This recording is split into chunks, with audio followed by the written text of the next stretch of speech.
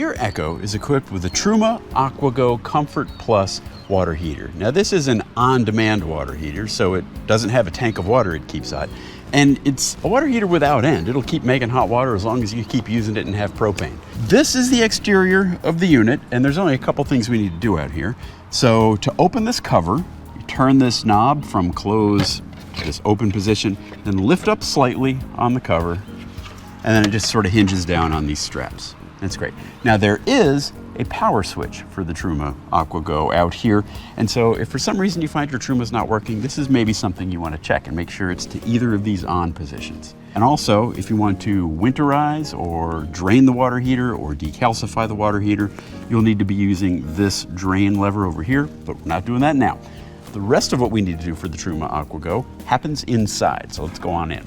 The rest of what you need to do to control your Truma AquaGo happens inside on this control panel right here.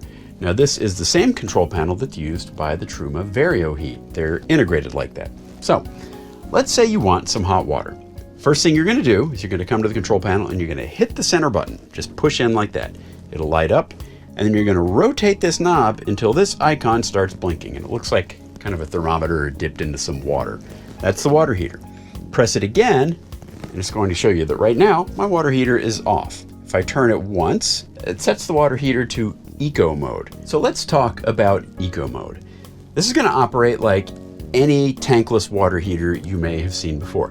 When you turn on a hot water faucet, it will sense that and it will start heating the water until you get hot water at the tap. You may have to wait a couple seconds for water to go through the lines. We've all been there. But there is another mode on the Truma that you can use, and that is to comfort. What that will do is that will, in addition to the functions of the eco mode, it will also preheat some water in the water lines and recirculate that water within the Truma using its own internal pump to recirculate water through the lines. That will bring hot water very, very close to the tap so that when you turn on the hot water, you only have just maybe a second or so to wait before you get hot water. Super convenient. So whichever mode you select, and for right now, let's just select Eco. Once you've got that mode selected, you just hit the button again. The next thing you're going to get is a temperature. That is, how hot do you want the hot water coming out of the Truma to get?